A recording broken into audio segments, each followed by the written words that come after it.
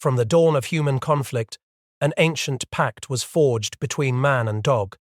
This was long before the roar of cannons or the distant thrum of aircraft. It was a partnership born of necessity. It was etched into the very fabric of warfare by the dog's inherent loyalty and unparalleled senses. For millennia, these four-legged warriors guarded, hunted, and even charged into battle. They served as fearsome shock troops. Their role shifted as weaponry advanced. They moved from direct combatants to invaluable auxiliary support. Yet, their presence remained a constant, silent testament to a bond that transcended the brutality of the battlefield. Ancient writers like Plutarch and Pliny the Elder recorded the deeds of fierce dogs. Their bravery was celebrated in a world where survival often hinged on keen senses and unwavering devotion. The Corinthians honored Sauter, a hero dog of the Peloponnesian War. His name is now lost to most, but he was once lauded for his courage. Attila the Hun, the scourge of God, traversed continents in the 5th century. His camps were secured by vigilant sentry dogs. Even Napoleon Bonaparte, a man of cold calculation, was deeply moved in 1798. He witnessed a dog mourning its fallen master. He recognized the profound devotion of an animal that labors, fights, lives, breathes for him alone. Imagine the clash of bronze and the guttural cries on an ancient battlefield. A phalanx of warriors, shields locked, advanced steadily. Among their ranks, straining at leashes held by dedicated handlers, were powerful mastiffs. Their hackles were raised, their teeth bared in anticipation. These were not mere pets. They were weapons. They were trained to disrupt enemy formations, to tear at legs and throats, to sow terror. This happened even before the human combatants met. The air was thick with dust and the metallic tang of fear. But the dogs, driven by instinct and training, surged forward. They were a wave of fur and fury. Their barks were a primal chorus to the symphony of war. Later, European colonization brought more organized and often brutal uses. Spanish greyhounds proved devastatingly effective against indigenous populations in Mexico. This created a blueprint for future, darker applications. The echoes of these brutal successes resonated across the Atlantic. In early America, Native Americans already utilized dogs for rudimentary sentry service, and as pack animals, they trained them to haul heavy loads on travois. The first law pertaining to dogs in America, enacted in 1706, was even spurred by military concerns. Later, figures like Benjamin Franklin, ever the pragmatist, proposed their use in a 1755 letter. He suggested large, strong, and fierce scout and attack dogs against Indian raids. He suggested they be unleashed to confound the enemy. A decade later, on June 28, 1764, Lieutenant Governor John Penn echoed this sentiment. He proposed soldiers bring up to 10 strong dogs per company for scouting and pursuing savages. He even offered 3 shillings a month for their upkeep. The idea was clear. Dogs possessed an advantage humans lacked. It was an almost supernatural ability to track and detect. During the American Civil War, this advantage took on a chilling cast. In the notorious Confederate prison camps like Andersonville, dogs became instruments of terror. They earned the grim moniker Hounds of Hell. Captain Henry Wirtz, the camp's commandant, maintained 13 formidable hounds. These were specifically to prevent escapes. These were not the docile farm dogs of home. They were behemoths like Spot, a 159-pound Cuban bloodhound, and Hero, a 198-pound beast over 7 feet long, was used at Libby Prison and Castle Thunder. Fleeing Union prisoners often met a brutal end. They were mauled or killed. Their desperate dash for freedom was cut short by the savage teeth of these 4-legged sentinels. The dogs demonstrated a capacity for control and intimidation that was both effective and horrifying. Yet, even in this dark chapter, a glimmer of the enduring bond could be seen. A dog accompanying Confederate troops at the Battle of Gettysburg was reportedly given a military funeral. The Spanish-American War in 1898 offered a more tactical, less brutal demonstration of canine value. In the suffocating triple-canopy jungles of Cuba, ambushes lurked behind every bend. Captain Steele, commanding a cavalry troop, found an unlikely ally in his dog, Don. Don led the way on every patrol. Captain Steele later reported that dogs are the only scouts that can secure a small detachment against ambuscade in these tropical jungles. When Don was present, ambushes simply did not happen. This concrete proof of a scout dog's life-saving ability was so compelling. British officer Colonel E.H. Richardson recounted Steele and Don's efforts in a 1911 article. This proved instrumental in establishing Great Britain's own military dog program. Across the Atlantic, Europe plunged into the cataclysm of World War I. Dogs were deployed on an unprecedented scale. France, which had begun using military dogs in 1906, initially halted their use in 1914. They reactivated the Service de Chien de Guerre in 1915. The true horrors of trench warfare had become clear by the war's end. France and England collectively fielded 20,000 war dogs. Germany fielded nearly 30,000. These dogs performed diverse and vital roles. They showcased an effectiveness that astonished many. Mercy dogs, often adorned with small red crosses, navigated the treacherous no-man's land. It was a landscape of mud, barbed wire, and shattered bodies. Taught not to bark, they quietly searched for the wounded. They relied on their acute sense of smell to find men trapped and dying amidst the carnage. They carried medical supplies and small canteens of water and spirits. They offered a final, comforting presence to those beyond saving. Dogs like Francis Prusco were credited with locating over 100 wounded after a single battle. They led rescuers to men who would otherwise have been lost to the mud and despair. Messenger dogs became the lifelines of the trenches. They carried dispatches in small metal canisters attached to their collars. They were 4 to 5 times faster than a foot soldier. They were trained to zigzag under fire. They navigated barbed wire and the choking clouds of mustard gas. One such hero, Paddy, an Irish terrier, completed a 9-mile journey with a vital dispatch. This was even after being partially blinded by chemical gas. Another, Satan, a mixed-breed messenger, saved the lost battalion. When all other communication failed, Satan appeared like a winged creature with an unusually large head. This was due to his gas mask and 2 pigeon carriers flapping on his flanks. He braved a hail of enemy fire. He endured multiple bullet wounds, one shattering his shoulder. But he delivered critical carrier pigeons. This ensured the message of the battalion's plight reached French lines. Draft dogs were equally indispensable. They hauled ammunition and supplies along railroad tracks. This was especially true in the snowy, mountainous terrain of the Vosges. Amidst this maelstrom of European conflict, a remarkable tale unfolded. It would become a beacon of canine bravery. Stubby, a stray pit bull, was adopted by Private Robert Conroy of the 102nd Infantry, 26th Yankee Division. He became an honored warrior. He learned to recognize the distinct whine of incoming artillery shells. He alerted his unit to gas attacks with frantic barks and nips. During one tense encounter, Stubby apprehended a German infiltrator. He clamped his teeth onto the man's posterior until American soldiers arrived.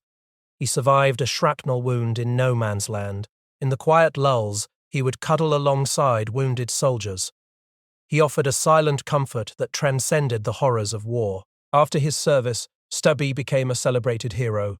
He received numerous decorations, including the Victory Medal with 5 bars. He also received a blanket from grateful French women pinned with medals. General John Joseph Blackjack Pershing personally awarded him a medal. Stubby was granted life memberships to the Red Cross, YMCA, and American Legion. He met Presidents Harding and Coolidge. He even attended President Woodrow Wilson's troop review. Yet, the poignant epilogue to his extraordinary life saw his skin stretched over a plaster mold. His cremated remains were housed within. First at the Red Cross Museum and later at the Smithsonian. His final epitaph, scribbled on a shipping crate, read, "Stubby the dog fragile." This was a stark reminder of how even a celebrated hero could become a bizarre curiosity. He was physically diminished in a display case. He was a collection of dusty records from a long-ago struggle. In stark contrast to Europe's comprehensive integration of war dogs, the American military largely clung to its focus on technological advancement and mechanization. This was even after entering the war in 1917. Despite the undeniable evidence of canine effectiveness, proposals were rejected. This included a recommendation from General Headquarters of the American Expeditionary Forces in the spring of 1918. It aimed to establish a robust war dog program. Legislation to fund army dog programs was blocked by individual senators. They viewed dogs as anachronistic, in an era of tanks and machine guns. This persistent refusal to establish formal dog programs, even when presented with compelling evidence, marked a significant missed opportunity.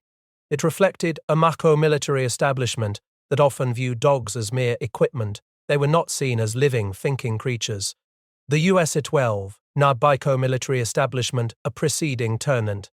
Military's consistent inaction left America unprepared for future conflicts. It ultimately forced it to rely on the expertise of British war dog trainers in later conflicts. These included World War II and Vietnam. A monument to the war dog was erected in 1922 at Hartsdale Canine Cemetery. It was, tellingly described as honoring more an animal of peace than an instrument of war. This was a reflection of the prevailing American sentiment. It would soon be challenged by the brutal realities of a new global conflict. The years between the wars had seen America's military largely dismiss the potential of war dogs. This was a short-sightedness born of budget cuts and a misplaced faith in technology alone. But the slumbering giant was about to awaken to a new reality. The morning of December 7, 1941, shattered any illusions of invulnerability. Smoke billowed across the Pacific, a dark stain against the Hawaiian sky. The air, once serene, now reeked of burning oil and pulverized metal.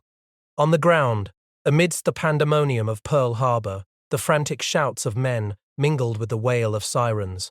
It was a horrifying symphony of chaos.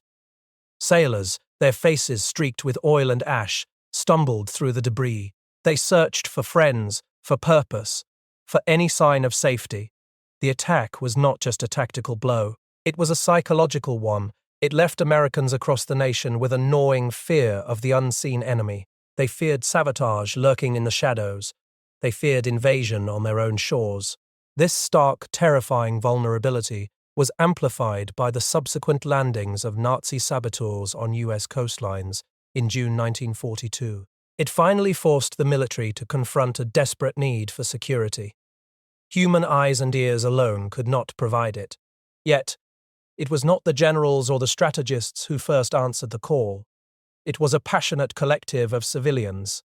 In January 1942, a group of dedicated dog fanciers, driven by an urgent patriotism, formed Dogs for Defense. "I must see you," Aline Erlanger, one of the group's founders, passionately declared to Arthur Kilbom, a fellow enthusiast. "It's about what the war means to dogs and fanciers. I have an idea and need your help. The dog world must play its part in this thing. Other countries have used dogs for years and ours have not. They've got to do it."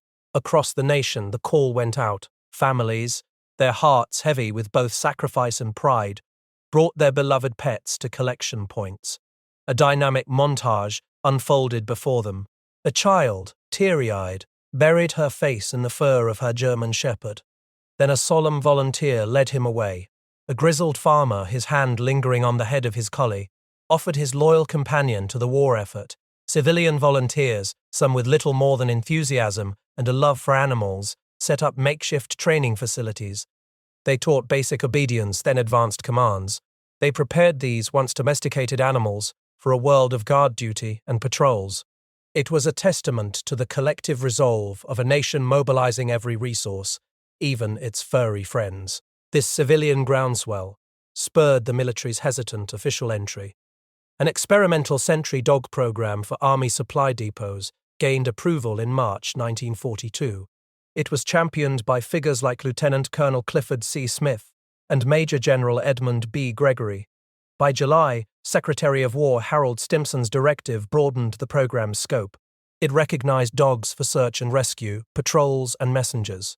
By September, the Remount branch of the Army Quartermaster Corps, with its existing experience in animal husbandry, assumed full control. It established dedicated training centers across the country.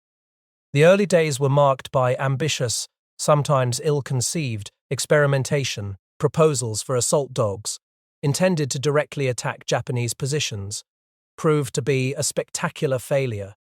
Demonstrations quickly devolved into what one officer derisively called vaudeville animal acts. This cemented the debunked myth that the US demarcations military ever successfully employed dogs as offensive weapons in direct combat. But then there was Chips, a mixed-breed German Shepherd, Husky, and Collie. Chips and his handler, Private John P. Rowell, found themselves in the crucible of war. On July 10, 1943, during the Allied landings in Sicily, their unit faced a camouflaged enemy pillbox. Its machine gun spat death. The air vibrated with the roar of engines and the sharp crack of rifle fire. Suddenly, amidst the chaos, Chips broke free from Rowell's grasp. With a surge of primal instinct and training, he charged the strong point. Soldiers watched, stunned, as the dog launched himself into the enemy position. The machine gun, which had moments before pinned them down, abruptly fell silent. Out of the pillbox emerged 4 Italian soldiers. Their hands were raised in surrender. Their faces were a mixture of fear and bewilderment. Chips, his bravery undeniable, had turned the tide in a moment of sheer canine heroism. He provided a crucial, tangible validation of the war dog program's potential. Following this, the first tactical dog detachments were deployed to New Guinea. This marked the initial operational test of scout and messenger dogs in combat. There, the unforgiving tropical environment quickly revealed critical importance. Searing heat, relentless humidity, and torrential downpours demanded adapting training and equipment to environmental demands. Other experimental programs fared less successfully. Attempts to train war casualty dogs to locate the wounded proved unreliable. The ethically fraught concept of demolition wolves was rejected. These were dogs carrying timed explosives on one-way suicide missions.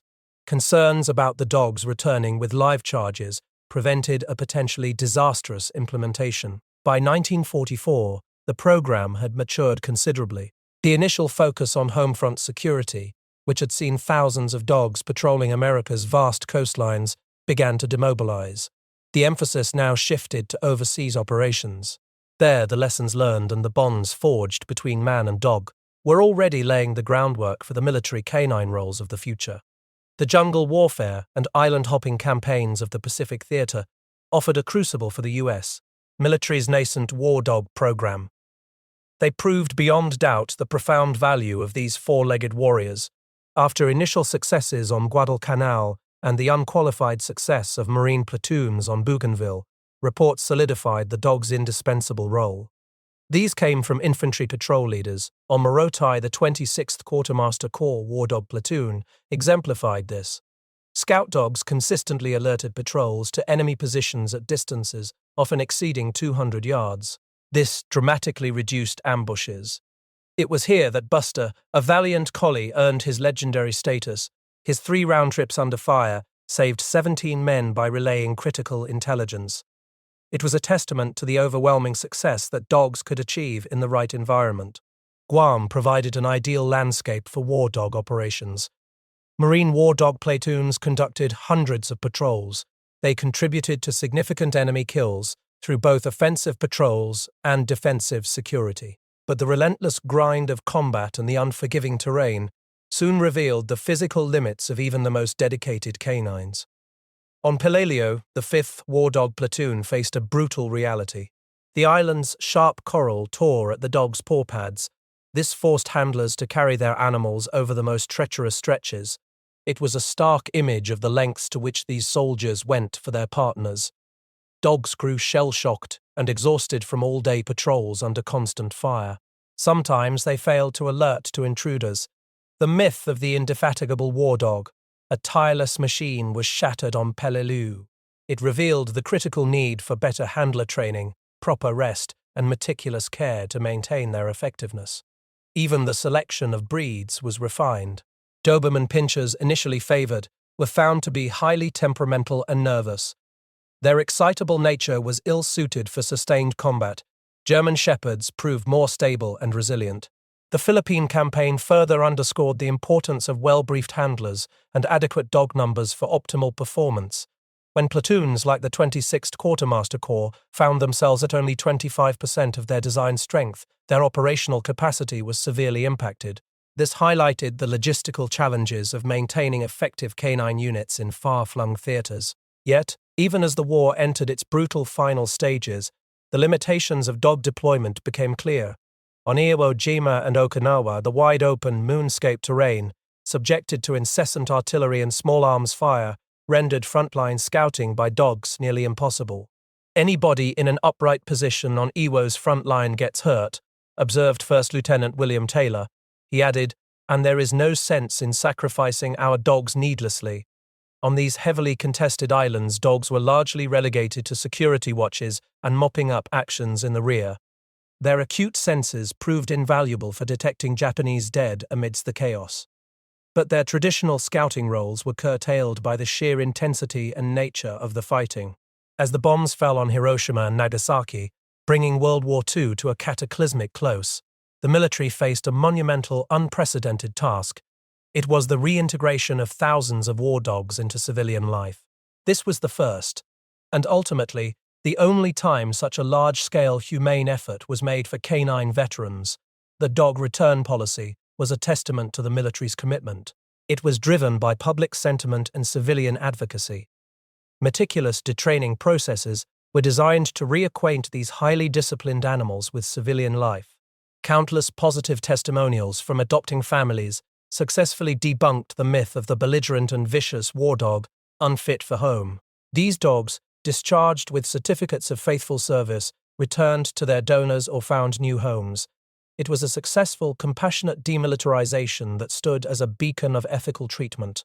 Yet, this triumph would decades later stand in stark and painful contrast to a haunting premonition of future betrayals. The eventual abandonment of Vietnam-era dogs, deemed mere equipment and left behind in a foreign land, would ignite a fierce ethical debate. It would inflict deep emotional wounds on their handlers. It was a tragic reversal of the humane policies forged after World War II. In the immediate aftermath of the war, the U.S. military's commitment to its working dog program fractured. Bureaucratic indecision and a lack of consistent vision turned training responsibility into a hot potato. Civilian involvement, so crucial during the war, was discontinued.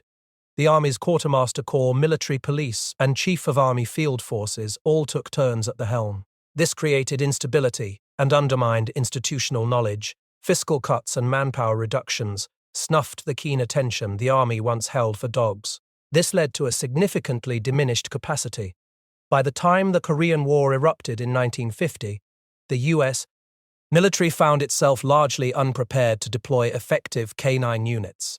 It was a direct consequence of this post-war disarray. The Korean War began as a fluid, dynamic conflict, but it soon devolved into a brutal stalemate along the 38th parallel.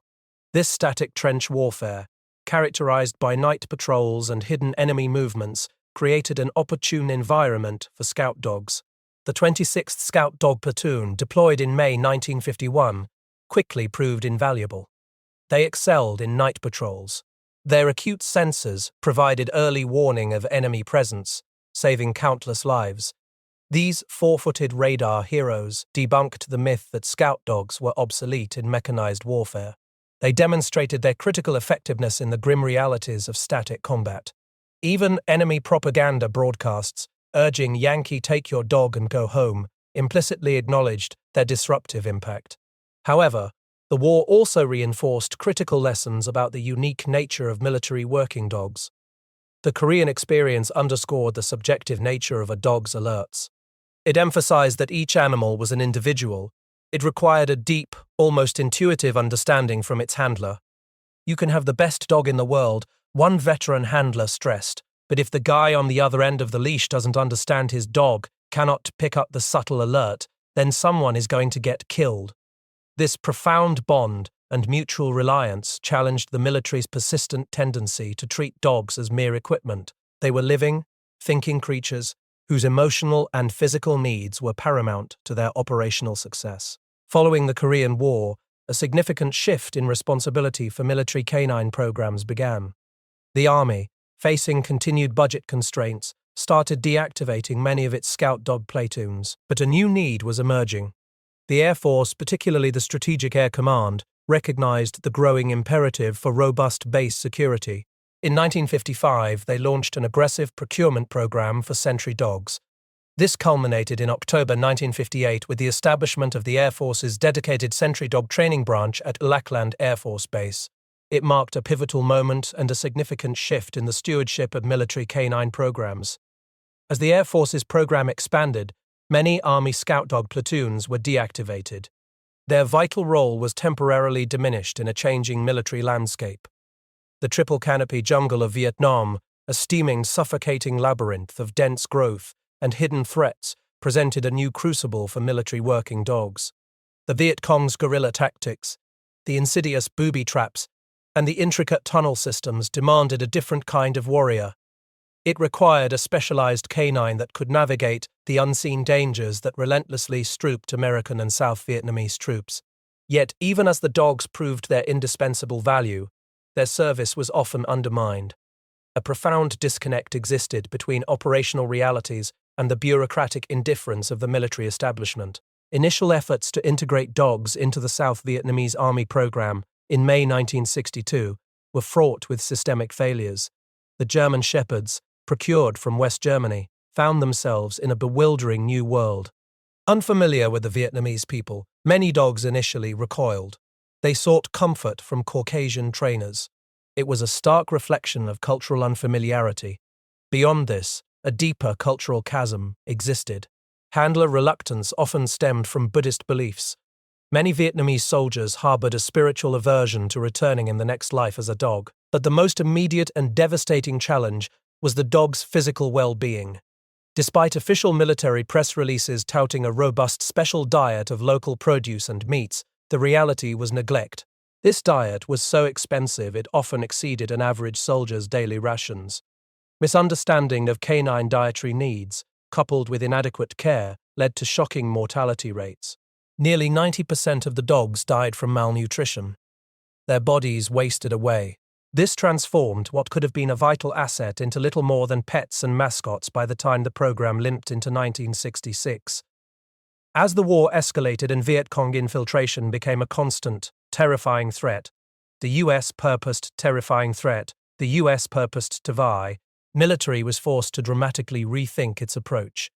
The turning point for the Air Force came on July 1, 1965, a brazen sapper raid on Da Nang Air Base, involving at least 75 Viet Cong, bypassed existing human-centric security measures.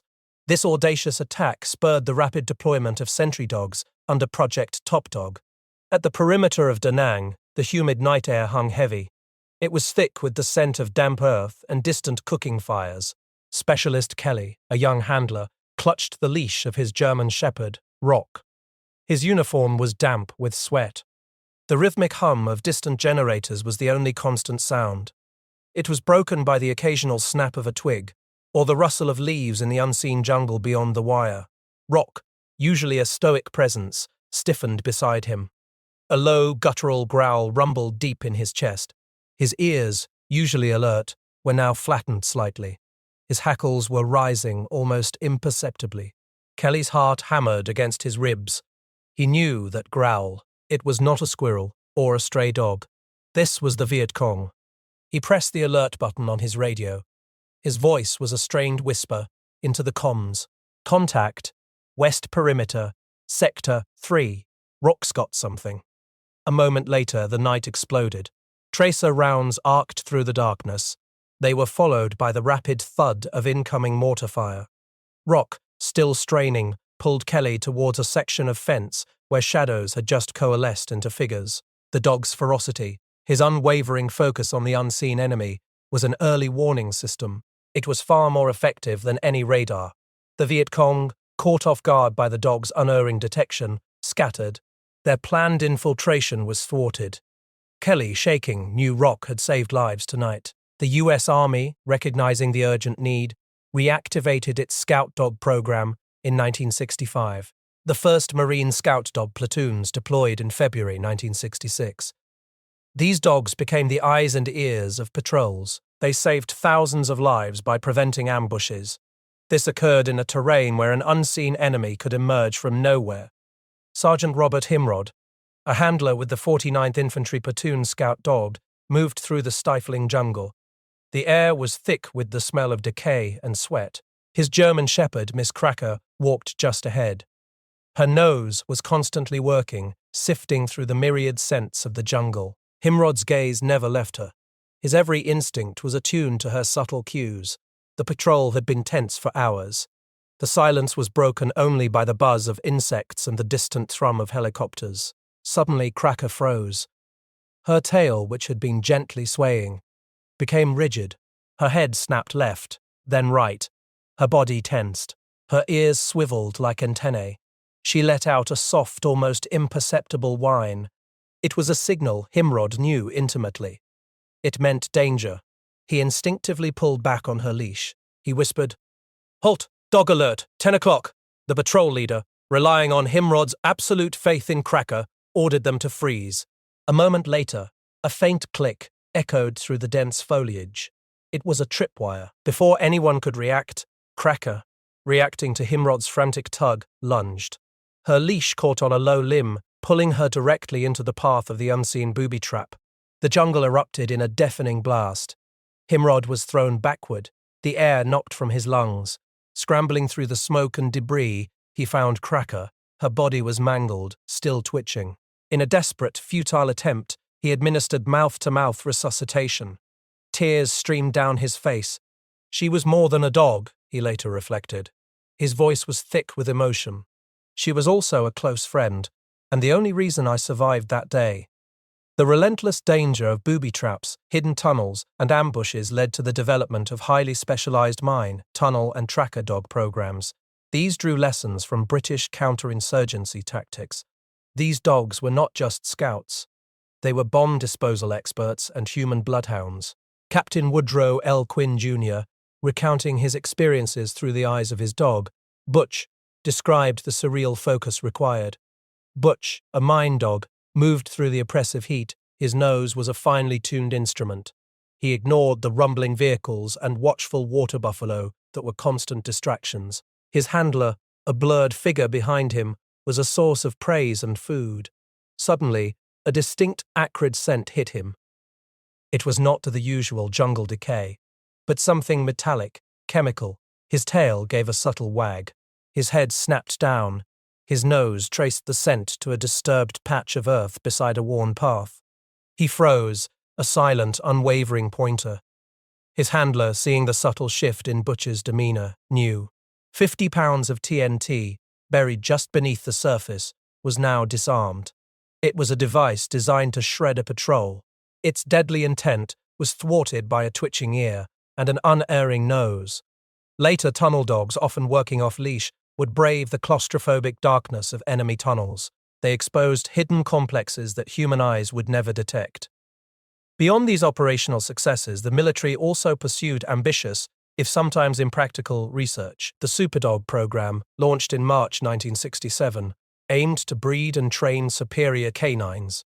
It explored everything from airborne scenting to ambush detector dogs. This pursuit of the perfect canine sometimes bordered on the fantastical. Discussions included dogs as nuclear weapon carriers or radiation detectors using surgically implanted scintillators in their eyes. It was a conceptual dance between the raw, intuitive power of the working dog and the military's relentless drive for technological solutions. Often, it overlooked the simple, profound reality of the animals, already saving lives on the ground. Despite their proven value, military working dogs in Vietnam faced severe systemic challenges. It was a testament to bureaucratic indifference and a lack of understanding. Logistical nightmares plagued the program. Poor quality dog food, an issue that persisted since 1959, meant thousands of pounds of insect-ridden, rancid, or moldy kibble were shipped to Vietnam. The military stress diet, introduced in 1971, was full of fat and lacking fiber. It caused widespread loose stools. This added to the already immense burden on handlers and vet techs. It took the tragic deaths of 8 Air Force sentry dogs from contaminated food to finally force a revision of specifications. It was a horrifying indictment of military accountability. Inter-service rivalry further compounded the suffering.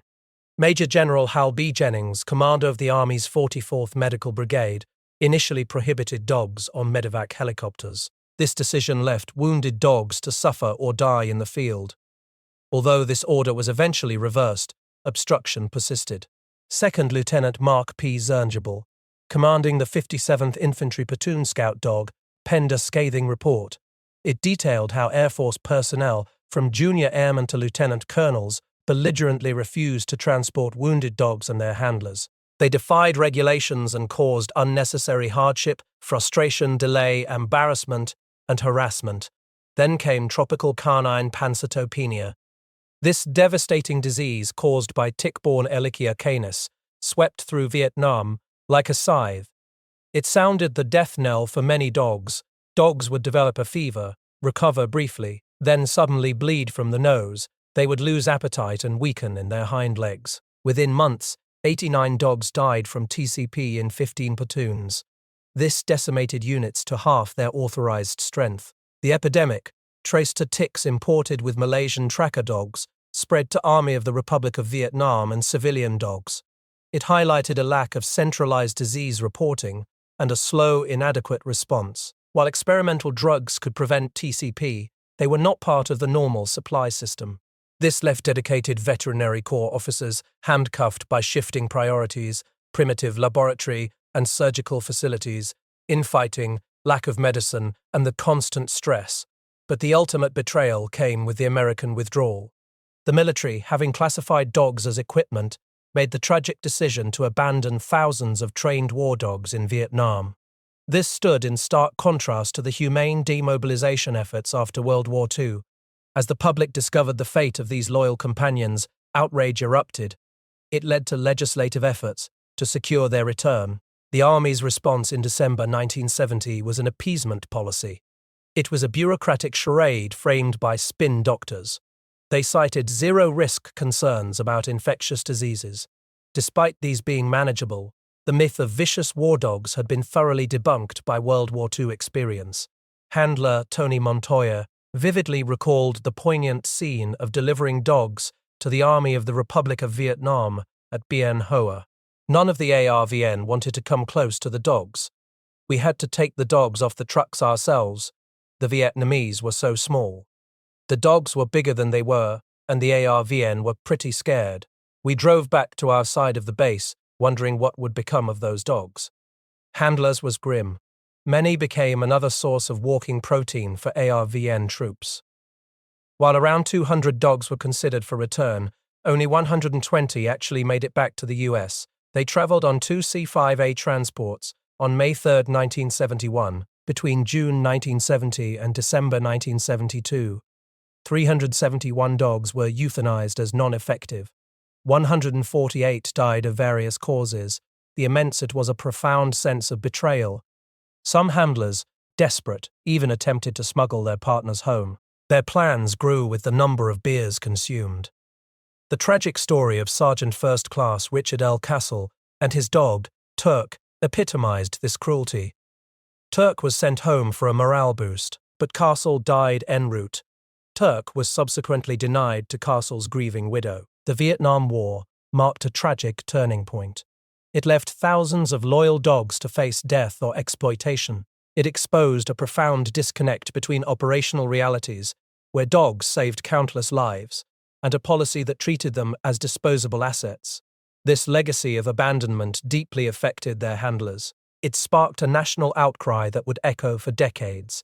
It demanded a reckoning for these forgotten veterans. The final, agonizing chapter of America's involvement in Vietnam left an indelible scar. It was not just on the human warriors, but on their loyal, four-legged companions. The decision to abandon thousands of military working dogs, classified as mere equipment rather than sentient beings, resonated with a deep historical pattern. It was the underestimation of the profound human-animal bond in military service. The military's appeasement policy of 1970, allowing a paltry 120 dogs to return, was a hollow gesture. It was a public relations charade designed by spin doctors to quell mounting public outrage. Their justifications crumbled under the weight of history. These were zero-risk concerns about infectious diseases and the debunked myth of vicious war dogs unfit for civilian life. World War II had proven unequivocally that dogs could be humanely demobilized and successfully reintegrated into homes. This was a fact conveniently ignored in Vietnam. The tragic denial of Sergeant First Class Richard L. Castle's dog, Turk, to his grieving widow was a stark and heart-wrenching symbol of this institutional cruelty. Turk had been sent home for a morale boost before Castle's death. Yet, despite these past betrayals and the relentless march of technological advancements, military working dogs have steadfastly proven their invaluable worth in contemporary conflicts. They are not anachronisms on the modern battlefield. Rather, their unique capabilities are integrated with, and often essential to, the very technology designed to replace them. From the sand-swept battlefields of the Gulf War to the volatile streets of Operation Uphold Democracy, dogs have adapted to new operational environments. They demonstrate their continued necessity in detection and security roles. In the blistering heat of Kuwait during the Gulf War, Air Force Staff Sergeant Christopher Batter and his explosive-sniffing Belgian Malinois, Carlo, embarked on a 60-day tour. It saved countless lives. Carlo, part of his breed's first combat operation, needed special eye ointments against the blowing sand. But his resolve never wavered. Carlo worked harder than me, Batter would later reflect. His voice was thick with pride. He was always in front of me. This tireless partner alerted to an astonishing 167 caches of explosives. This included booby traps of cluster bombs hidden beneath MRE containers. He embodied the silent heroism of military working dogs. Batter, receiving a Bronze Star on October 10, 1991, placed the medal not on his own uniform, but on Carlo. It was a gesture that spoke volumes about their unbreakable bond and mutual respect. Years later, in 1994, Operation Uphold Democracy unfolded in Haiti. Explosives detecting dogs swept the Haitian Parliament building and other critical government facilities. Following a devastating grenade attack in Port-au-Prince that killed 7 civilians and wounded 50, Staff Sergeant Brian Toohey and his dog Sonja were immediately deployed into the dangerous aftermath. Their presence was an urgent necessity. Their unerring noses cut through the chaos to detect further threats. Beyond combat zones, the continued relevance of these animals is undeniable. Over 100 explosives detecting missions are conducted annually for the President of the United States. U.S. Customs maintains approximately 400 dog teams for detection. It is a testament to their enduring and integrated role in national security. Despite their undeniable contributions, a pervasive lack of official recognition in the U.S. military contrasts sharply with other nations. These often bestow heroism awards, specifically for dogs. This disparity has fueled a powerful, civilian-led movement. It is driven by former handlers and dog enthusiasts. They seek to honor these forgotten veterans. Dr. William Putney, who commanded the 2nd Marine War Dog Platoon during World War II, revisited Guam in 1989. He found the canine cemetery he had helped establish overgrown, vandalized, and filled with rusting relics. The site ignited a fierce resolve within him. He vowed to restore it. It was a personal mission that highlighted the urgent need for well-protected and cared-for resting places for war dogs. Veteran Gordon Green, whose dog Buster was killed in action during the Korean War, initiated a similar effort. This led to the dedication of a black granite canine monument in Lincoln, Nebraska, on June 4, 1994. Its outward-facing stones symbolized the perimeters and outposts where dogs faithfully served. Sculptor Susan Beharry Wilmer's bronze Forever Faithful Doberman Pinscher monument further captured the enduring spirit of these animals. But perhaps the most powerful moment of collective recognition emerged from the very shadow of past abandonment. In 1993, the Vietnam Dog Handlers Association formed. It held its first reunion at the Vietnam Veterans Memorial on November 11, 1994. During a Veterans Day observance at the stark black marble wall, etched with the names of the fallen, a dog handler approached. He was told by a National Park Service employee, "Dogs are not allowed." In a voice that carried the weight of decades of unspoken sacrifice, the handler asserted his right to be there. His dog was a living testament to the service to be conducted. In that moment, the dam broke. He and his dog, alongside others like Mike Quinlivan with Brandy, Bruce Fleming, Mike Cagle, and Paul Morgan with Cody, were allowed to participate. It was a poignant, visceral recognition of the sacrifices of military working dogs. They were finally acknowledged at the nation's most sacred memorial to its Vietnam veterans. The continued use of dogs in war, however, raises persistent and complex ethical questions. These concern their welfare, treatment, and the delicate balance between their invaluable contributions and the moral implications of deploying animals in combat. The historical record, from the deplorable program of Russian suicide dogs to the Israeli army's use of remotely detonated canines, forces us to confront this. It asks where the thin line separates exploitation and reasonable employment. In these cases, the saving of human life takes precedence over virtually every consideration. The US military itself, in its own Air Force fact sheet on military working dogs, claims that once a dog is accepted for military duty and trained, it cannot be returned to civilian environment. This is due to their inability to adjust from a highly structured, disciplined life. This statement, echoing the very justifications for the Vietnam abandonment, continues to highlight a resistance. It is a resistance to fully acknowledge dogs as living, thinking creatures, rather than mere equipment. This is despite overwhelming evidence to the contrary. Even the hidden costs of war continue to emerge. Dr. Howard Hayes' 1990 research linked Agent Orange exposure to testicular cancer in both dogs and Vietnam veterans. It was a shared suffering later dismissed from the government's official list of Agent Orange effects. The enduring bond between humans and dogs in military service is a testament to a connection forged in the crucible of conflict. It is a loyalty that transcends language and species. These unsung heroes have saved countless lives. They have contributed significantly to American military success.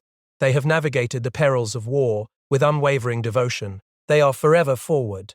They are destined to challenge death once more, entering into combat again and again. Their story is not just a footnote in history. It is a profound narrative of partnership, courage, and sacrifice.